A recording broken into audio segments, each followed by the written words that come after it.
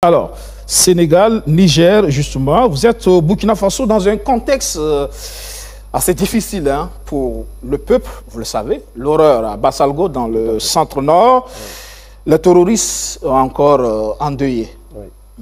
Tout à fait. D'abord, je présente toutes mes condoléances au peuple, au vaillant peuple du Burkina Faso et au président capitaine Ibrahim Traoré, qui ne ménage aucun effort. On le voit à travers ses discours, à travers ses sorties sur le terrain. C'est pourquoi d'ailleurs, moi je prends aussi mon bâton de pèlerin ensemble, parce que la lutte n'est pas que militaire, la lutte elle est culturelle aussi. Donc je suis vraiment touché, surtout que ces événements sont arrivés pendant que je suis sur le territoire burkinabé. Donc je suis vraiment touché par ces actes barbares et sauvages. Et quel est votre regard justement sur ce phénomène qui freine le développement quand même de nos États, notamment du Sahel? Bon, écoutez, je pense que les gens parlent de Al-Qaïda. Je ne pense pas que ce soit Al-Qaïda qui est derrière ça. C'est des mercenaires qui sont poussés par l'impérialiste et les impérialistes qui ont été repoussés ou qui ont été dégagés de nos États. Et aujourd'hui, je pense qu'après les indépendances, depuis 1960, on n'a pas assisté à une force fédératrice des pays de l'Afrique qui ont décidé, dans une certaine vision, de se mettre ensemble afin de sortir l'Afrique et de lui redonner sa dignité. Donc moi, je pense que le regard que je porte sur ces phénomènes, c'est que des gens ne veulent pas nous donner la possibilité de nous développer, de nous émanciper et d'industrialiser nos États. Pendant qu'ils nous traitent de pays pauvres, mais en même temps, ils veulent fixer le prix de l'uranium au Niger. Pendant qu'on nous traite de pays pauvres, en même temps, c'est eux qui veulent fixer le prix de l'or au Mali. Et sans compter le Burkina Faso. Donc, c'est paradoxal quand même. Pour vous, l'enjeu, c'est le sous-sol du Sahel? L'enjeu, c'est une question d'intérêt. Ça a toujours été l'enjeu. Depuis les indépendances jusqu'à maintenant, c'est toujours lié aux intérêts. Vous savez que le terrorisme était déjà là, pendant que l'impérialisme était toujours présent. Non, le terrorisme, pour moi, le Burkina Faso ne l'a connu qu'après l'ère Blaise Compaoré. On a vu ce qui s'est passé après Blaise Compaoré. Et comme quoi, il y a des gens tapis dans l'ombre, c'est-à-dire des ennemis endogènes du Burkina Faso qui participent activement aussi à ce qui se passe aujourd'hui, à ce que connaît le peuple burkinabé aujourd'hui. Et ces ennemis endogènes pactisent fortement et activement avec l'ennemi exogène du Burkina. Et nous dénonçons tout cela dans notre combat. Pour vous, c'est ce qui rend complexe les choses? Très complexe, parce que ça rend très vulnérables nos concitoyens, la jeunesse burkinabé, et aussi qui n'est pas assez mature, parfois qui se laisse emporter, qui se laisse entraîner, et parfois qui se laisse au jeu des terroristes. On s'interroge toujours sur le circuit de financement et de ravitaillement justement de ces groupes terroristes. Nos États n'arrivent toujours pas justement à percer le mystère. Comment fait que ces groupes-là arrivent à se ravitailler en armes, en munitions et font face à des États tout entiers?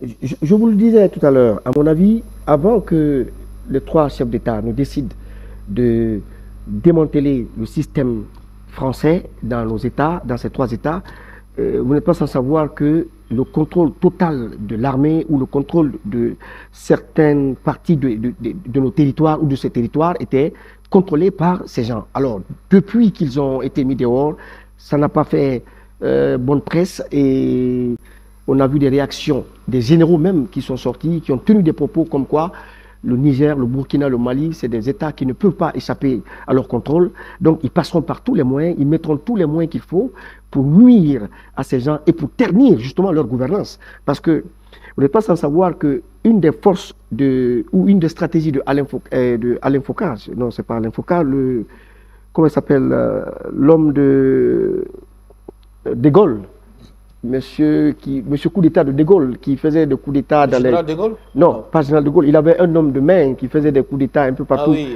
j'ai oublié son nom. Alors, cet homme, il avait une stratégie. Foka. Foka. Voilà. Sa stratégie, c'était quoi? La stratégie, c'était de passer par les fils même du terroir pour essayer de créer des troubles dans le pays et rendre impopulaire le pouvoir, afin de créer ce qu'on appelle une insurrection populaire. Ça a été le cas avec le président Sékou Touré. Et après l'indépendance, la France, on sait comment on s'est séparé avec fracas. Donc, il y a eu toutes sortes de sabotages afin de pousser la population à se révolter contre le président Sékou Touré. Aujourd'hui, nous assistons à la même chose. Ces actes sont posés pour amener la population à avoir un regard négatif sur la gouvernance de ces présidents. La Guinée de Sékou Touré devrait inspirer justement nos États. Tout à fait. Tout à fait. La Guinée de Sékou Touré, c'est pourquoi d'ailleurs je suis dans ce combat, c'est pourquoi je suis en désaccord aujourd'hui avec le président Mamadi Doumbouya, qui est en train de faire en sorte que la Guinée soit une porte ouverte pour la France ou pour la base militaire française. Chose que je trouve déplorable parce que Sékou Touré a passé... Oui, vous pensez que Doumbouya est dans cette dynamique-là? Oui, je le pense parce que j'ai des informations. Et je ne le dis pas parce que j'ai vu, mais j'ai des informations qui reviennent à tout moment. On a aussi des photos. Et ça me fait peur parce que la France, la base militaire française ne peut pas être installée en Guinée parce que c'est un danger pour l'AES, à mon avis. D'accord.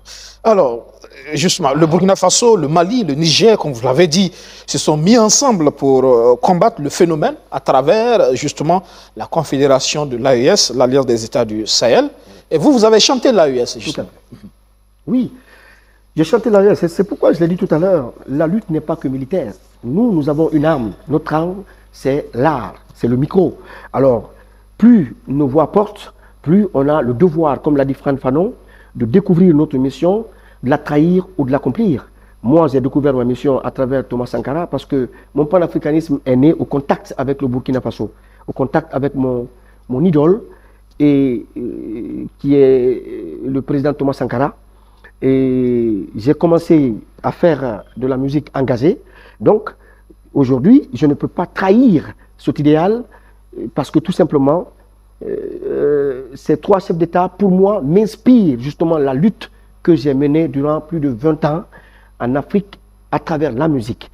Donc, mon rôle aujourd'hui, c'est de les accompagner et de dire à tous ceux qui m'écoutent, à tous ceux qui écoutent la musique de Ili Kamano, que c'est une occasion pour nous de saisir, qu'on doit saisir pour accompagner cette dynamique.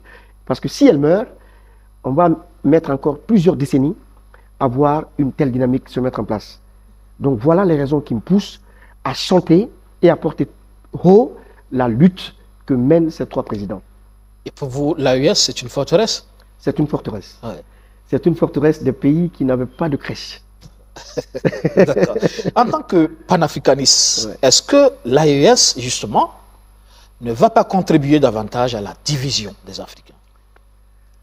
Bon, laissez-moi vous dire déjà que la jeunesse africaine aujourd'hui est dans l'esprit de l'AES. Oui, je sais de quoi je parle.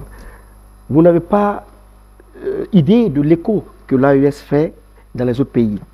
J'avoue que certains présidents sont encore sous l'effet, c'est encore des valets et des vassaux de l'Occident, mais les populations même sont dans l'esprit de l'AES et je ne crois pas qu'il y a eu mieux ou meilleure décision que de se retirer de la CEDEAO et de créer une dynamique des peuples. Parce qu'il ne faut pas qu'on se trompe.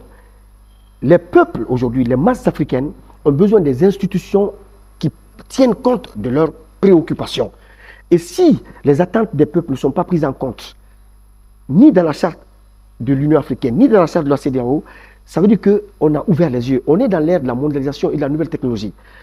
Aujourd'hui, vous ne pouvez rien faire au Burkina Faso que le monde entier le voit. C'est pourquoi je vous dirais que les messages du président Ibé vont très fort. Ça fait écho dans le monde entier. Vous ne pouvez pas le comprendre. Nous, on le comprend. Donc, pour moi, l'Afrique aujourd'hui les acclame, les applaudit, les encourage, mais les chefs d'État, qui sont des valets encore, ne font pas de la place afin que l'AES s'étende sur d'autres pays. La position des nouvelles autorités du Sénégal, parce qu'avant de venir ici, vous étiez justement du côté de Dakar, qui pensent plutôt qu'il faut réformer la CEDEAO. C'est la bonne approche, non? Bon. Plutôt que de sortir, non. Travaillons à réformer la CEDEAO. Je pense que la CEDEAO a été mise en place avec des idées très claires à la base. Et aujourd'hui, ces idées sont trahies. Les idées mises en place par nos pères sont trahies par des présidents qui sont à la solde de l'impérialisme. On le sait. Donc, je crois que l'AES ou les présidents de l'AES ont mûri la question, ont d'abord posé le débat avec la CEDEAO, ont brandi des menaces avec la CEDEAO avant de prendre cette décision. Ils sont pas allés à tue-tête comme ça. Ils n'ont pas pris cette décision de sortir, de quitter la CEDEAO. Je pense qu'il y a eu des discussions. Je pense qu'il y a eu avant même que nos amis n'arrivent à la tête du Sénégal, le président Sonko, pour qui d'ailleurs j'ai fait une chanson lorsqu'il avait été incarcéré, et le président Diomaye, avant qu'il n'arrive à la tête du Sénégal, l'AES avait entrepris des démarches, je crois, auprès de la CEDEAO pour leur demander un certain nombre de choses qui n'ont pas été réglées. Parce que la démocratie est une denrée qu'on doit donner à son peuple, d'accord. Mais la sécurisation de son territoire, de l'intégrité territoriale, je pense que c'est la meilleure denrée qu'on doit donner à son peuple et à sa population. Parce qu'il n'y a pas de démocratie sans sécurité, sans paix. Il n'y a pas de liberté sans sécurité. Donc, au regard de l'évolution des choses qui se sont passées entre l'AES, les présidents de l'AES et la CEDEAO, je crois bien, c'est mon analyse, je crois bien que c'est à l'issue de tout ça que les trois ont pris la décision de prendre leur destin en main et de former cette dynamique. Le fait, c'est qu'on est dans la désunion finalement, les Africains. On n'est pas dans la désunion. L'Afrique n'est pas désunie. C'est les dirigeants qui sont en train encore de tirer certaines ficelles, qui refusent de comprendre que l'Afrique a atteint l'âge de la maturité et que l'Afrique aujourd'hui a une jeunesse très dynamique, à une jeunesse qui comprend les choses, à une jeunesse qui va amener ses dirigeants demain à accepter ce que l'AES a commencé. Et quand vous regardez donc l'AES, quel est le message que ça renvoie à votre avis? Le message est simple. Aujourd'hui, j'ai chanté ce morceau en faisant allusion à Kwame Nkrumah, à Thomas Sankara, à Patrice Lumumba, à Djibo Bakary, à tous ces leaders africains qui, dans leur parcours, ont parlé du panafricanisme, c'est-à-dire de la souveraineté africaine et de la fédération de nos États. Et on ne peut pas être une Afrique forte si nos États ne sont pas fédérés et si nos États ne se mettent pas ensemble sur certains axes.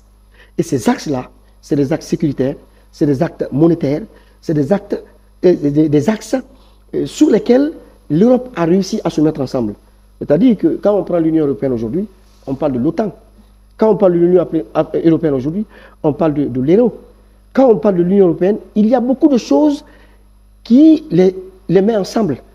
Et nous, en Afrique, depuis 1960, il n'y a pas de grands actes qui ont été posés qui nous amènent à être une Afrique ou un continent fort.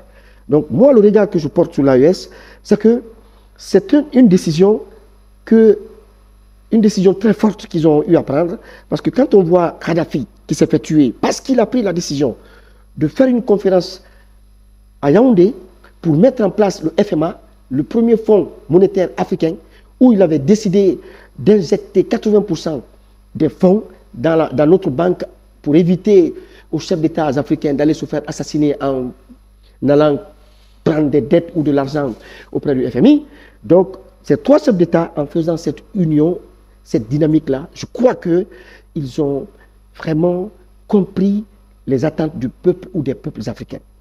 C'est ça ma vision de l'AES et ma vision de leur parcours et de leur combat. Et vous savez que les enjeux, ils sont surtout économiques. Hein. L'économie, c'est important. C'est un socle important pour réussir cette dynamique aussi. Oui. Est-ce qu'à ce niveau, il ne faut pas avoir peur, justement? Est-ce que ce n'est pas le levier sur lequel on pourrait facilement atteindre l'AES? Justement, c'est important de le signaler. Parce que aujourd'hui, quand on prend la cherté de la vie, c'est une question sur laquelle on peut facilement amener le peuple à se révolter. On peut facilement amener le peuple à discréditer la gestion d'un État. Mais laissez-moi vous dire que ces trois pays-là, si le sous-sol est bien géré, parce que je ne peux pas comprendre que on nous traite, je l'ai dit tout à l'heure, de continent pauvre ou de pays pauvres, qu'on ne permette pas à nos pays de fixer les prix de leurs matières premières.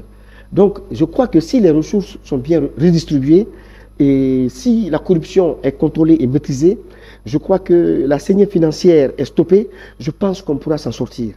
Mais il y a un sacrifice à faire. Un sacrifice. Parce que malheureusement, il y a ce qu'on appelle la malédiction des ressources naturelles. Hein. Tout à fait. La Guinée est un bel exemple. Non, le cas de la Guinée, la malédiction provient justement de nos dirigeants. C'est les dirigeants qui prennent du champagne pour eux, et puis pour eux seuls et leur famille et leur clan, et ils s'en fichent du peuple. Ça n'a rien à voir. Vous donnez la Guinée aujourd'hui à un gars comme Ibé, on lui donne 5 ans, c'est fini. Les gens prendront le visa pour aller là-bas. Vous avez pensé? Oui. Ça fait plaisir. Voilà. C'est une question de patriotisme. C'est une question de patriotisme. Oui. Voilà. C'est ça. Parce qu'on a du mal à comprendre qu'on peut avoir toutes ces ressources. Tout à fait. Qu'on a du mal à exploiter. Et tout à fait. Finalement, c'est encore des compagnies occidentales qui viennent exploiter nos sous-sols. Exactement. La Guinée, quand même, regorge de... le plus grand gisement de fer du monde est en Guinée. Le mont Simandou. Je dis bien du monde. Le plus grand gisement du monde. Et on est deuxième exportateur de la bauxite mondial. Donc, c'est pour vous dire que, au regard de toutes ces richesses que Dieu nous a gratifiées, où le président Sékou Touré même disait que la Guinée est un scandale géologique, on ne comprend pas. Tu as encore des problèmes d'électricité? Bien sûr. Bien sûr. C'est récurrent, ça. Ouais. Ça ne finit pas. C'est un paradoxe qu'on ne comprend pas. Ouais. Voilà. C'est lié au patriotisme. Il faut avoir un patriotisme très élevé pour pouvoir penser au peuple et pour pouvoir frapper avec le même bâton toutes les personnes qui, de votre famille, de votre clan, de votre entourage, commettraient des crimes qui pourraient entorser ou qui pourraient aller à l'encontre de l'épanouissement de la patrie. Mais en Guinée, c'est de laisser aller. En Guinée, c'est le clanisme, je m'excuse, c'est le clanisme. En Guinée, c'est du favoritisme. Là-bas, chaque président qui arrive avec son clan et les richesses, et les matières premières sont exploitées par le clan du président qui est en place. Les dessous de table passent à tout moment et le peuple est abandonné à son sort. Et voilà. On vous dirait que dans presque tous les pays africains, c'est les mêmes refrains, hein? Bah oui, malheureusement. Bah oui, c'est dommage, c'est dommage. Changeons.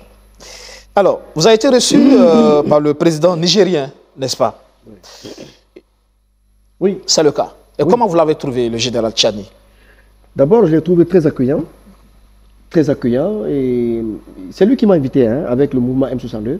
Il y avait la semaine nationale de la souveraineté et de la culture, l'indépendance du Niger. Et ça faisait les 1 an de leur pouvoir, leur arrivée au pouvoir à la tête du pays. Donc, ils m'ont fait venir parce que j'étais déjà allé là, une première fois. Donc, j'ai fait toutes ces activités avec eux. Ensuite, il m'a reçu. On a discuté justement de toutes ces questions dont on parle. On a discuté de la Guinée. Et voilà, il m'a dit que Doumbouya les appelait. Il les appelait parfois. Même nous, on a constaté cela. On a constaté qu'au début, nous étions avec vous. Et les déclarations que vous teniez ici, les communiqués que vous teniez ici au Mali et au Burkina, nous, on répétait la même chose, on reproduisait la même chose là-bas par rapport aux décisions que la CEDEAO justement prenait contre vous. Mais malheureusement, à un moment donné, on a vu que ça ne suivait plus parce que le président Doumbouya a prêté allégeance à la France. Et donc, le président Tchani, on a discuté de beaucoup de choses. Et il était très content du combat. Et il est très content du combat que je mène. Vous avez vu un homme convaincu de sa lutte Un homme convaincu, résilient, un homme prêt à donner sa vie pour son peuple et pour l'AES. Là, vous êtes au Burkina Faso. Une audience avec le président du Faso, c'est prévu? Bon, on a rencontré le ministre porte-parole, le ministre de Communication. Donc, rien n'est impossible. Rien n'est impossible. Rien n'est impossible. Oui, parce qu'il faut aussi savoir qu'il incarne mon idole.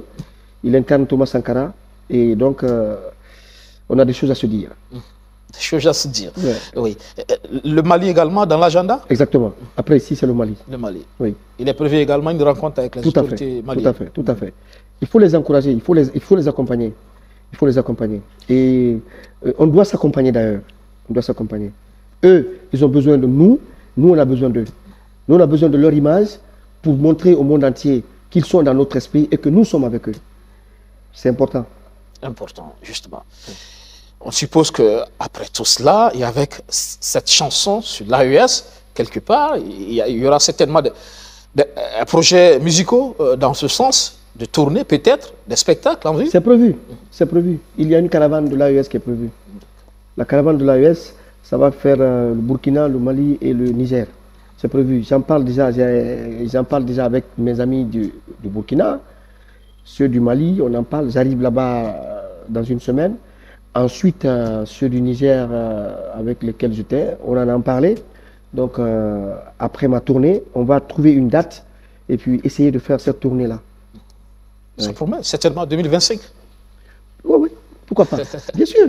D'accord. Oui. Parce qu'il faut toujours requinquer le peuple. Il faut toujours réveiller le peuple. C'est un travail de longue haleine, un travail permanent. Tout à fait, tout à fait, tout à fait. Vous savez, en Jamaïque, par exemple, la Jamaïque était au bord de l'implosion lorsque Bob Marley a pris son bâton de pèlerin, il a mis les deux politiciens, les deux grands rivaux politiques du pays, il les a fait monter sur la scène. Il n'y a que la musique qui a cette capacité, qui a ce pouvoir. Attention, les gens, bon d'ailleurs, ils savent de quoi le musicien est capable. Hein? Capable. Ah oui, les gens savent. Oui. Donc c'est ça. D'accord. Alors, merci d'être passé dans le fauteuil blanc ce soir. Merci. Elie Kamano, notre invité de ce soir. Mesdames, Messieurs, merci de nous avoir suivis. À la semaine prochaine avec un nouvel invité. Bonsoir chez vous.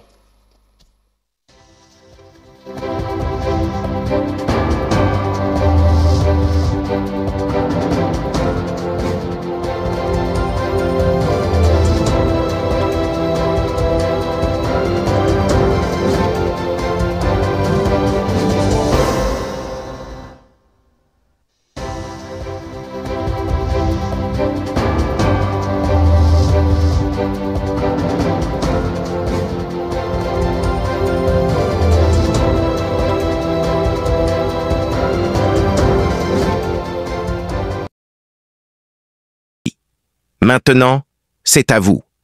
Réagissez en commentaire, partagez vos réflexions et vos idées. Si cette vidéo vous a éclairé, n'hésitez pas à l'aimer et à la partager avec vos amis.